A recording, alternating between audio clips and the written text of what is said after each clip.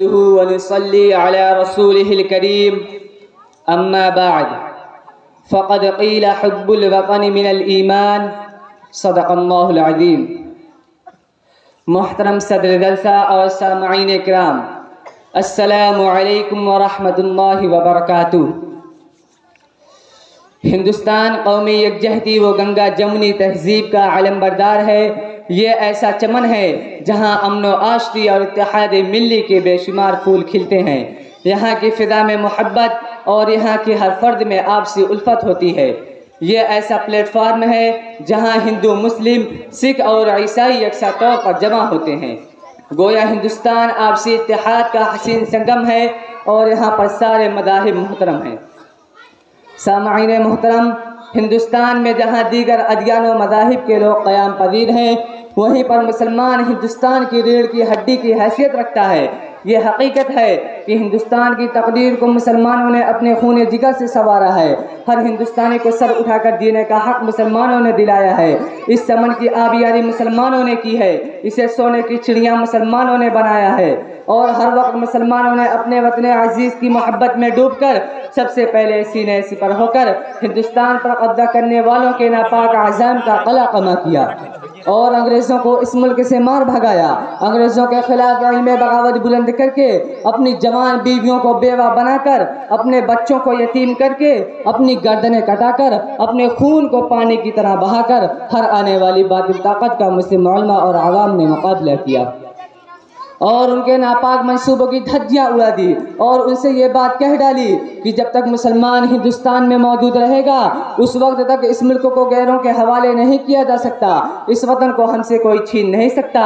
ہم اپنی جانیں تو دے سکتے ہیں مگر ہندوستان نہیں دے سکتے، اس لیے کہ یہ ملک ہمیں جان سے زیادہ پیارا ہے. اس کی تقدیر کو ہم نے نکھارا ہے. یہ بات مسلمانوں ہی نے تو کہی تھی کہ سارے جہاں سے اچھا ہندوستان ہمارا، ہم بلبلیں ہیں اس کی یہ گلستاں ہمارا.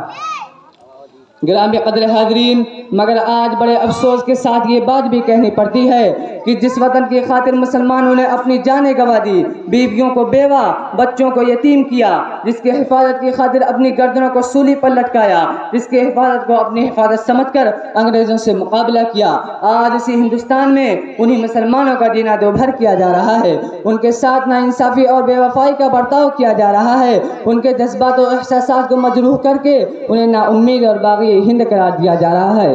انہیں دہشت گرد قرار دے کر ان کی زندگیوں سے کھلواڑ کیا جا رہا ہے. ان کے اس وطن پر بے شمار احسانات کے باوجود حکومت کے ہر مراعات سے انہیں محروم رکھا جا رہا ہے.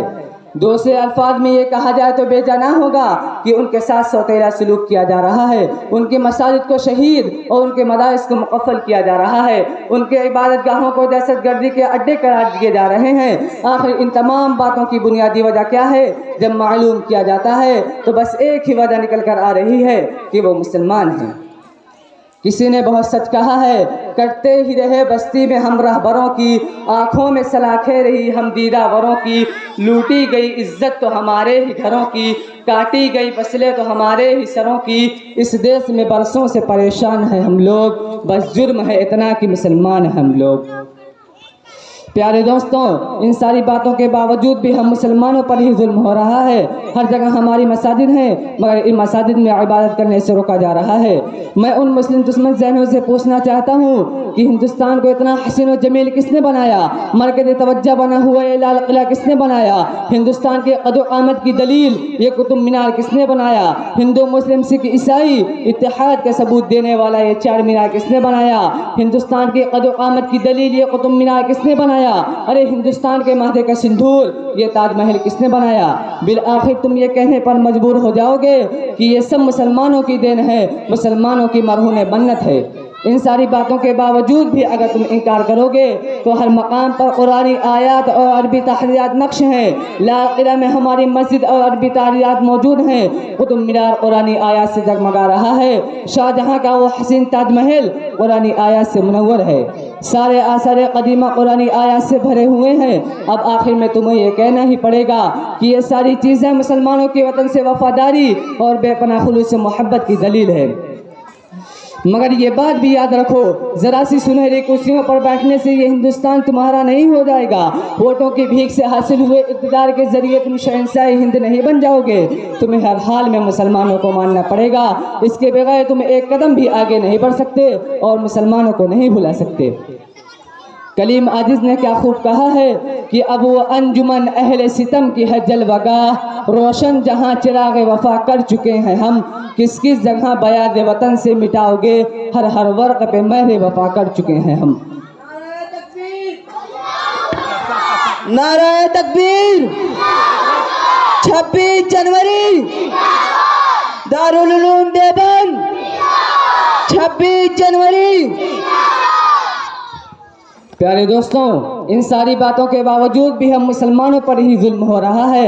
हर जगह हमारी मसाजिद हैं, मगर इन मसाजिद में इबादत करने से रोका जा रहा है और इन मसाजिद को रोज़ बरोज़ मुकफ़्फ़ल किया जा रहा है। मुसलमानों ने सारे आसार क़दीमा बनाकर हिंदुस्तान को हुस्न व जमाल का नजराना पेश किया और वहीं पर अपनी जबीने न्यास खम करने के लिए और खालिक़े दो जहां का शुक्र अदा करने के लिए मसाजिद बनवाई। मगर अफसोस कि आज उन्हीं मसाजिद को बंद करके वहीं पर अनोखे मंदिर बनवाकर अल्लाह के बजाय गैरुल्लाह की परस्तिश को फ़रोग़ दिया जा रहा है। और उसके साथ साथ ये इल्ज़ाम भी लगाया जा रहा है कि मुसलमान वफ़ादार नहीं है। अब ज़रा आप ही इंसाफ से बतलाइए कि वतन से वफ़ादारी की इससे बड़ी और क्या दलील हो सकती है कि हिंदुस्तानी मुसलमान मरता भी है तो इसी वतन की 2 गज ज़मीन में दफन होता है। माजिद देवबंदी ने क्या खूब कहा है कि अब ज़मी का बदन न छोड़ेंगे, यानी हरगिज़ कफन न छोड़ेंगे। अपना ईमान यही है माजिद, मर के भी हम वतन न छोड़ेंगे। ऐ मुस्लिम दुश्मनों, अगर तुम्हारी सारी ताकतें मिलकर भी मुसलमानों का कुछ बिगाड़ना चाहें तो उनका एक बाल भी बेका नहीं कर सकती, इसलिए कि मुसलमानों के पास एक ऐसा हथियार है जिसके सामने सारे हथियार ज़ेर हैं। मुसलमान हाथ उठाएगा तो पूरी दुनिया की काया पलट देगा। तुम्हारी परवाज़ें सिर्फ और सिर्फ कुर्सियों और फर्श तक ही महदूद हैं, मगर ये जान लो कि मुसलमानों की फरियाद की परवाज़ अर्श तक है। लिहाजा तुम्हारा ख्याल बातिल और गलत है, अपने ख्याल को दुरुस्त करो।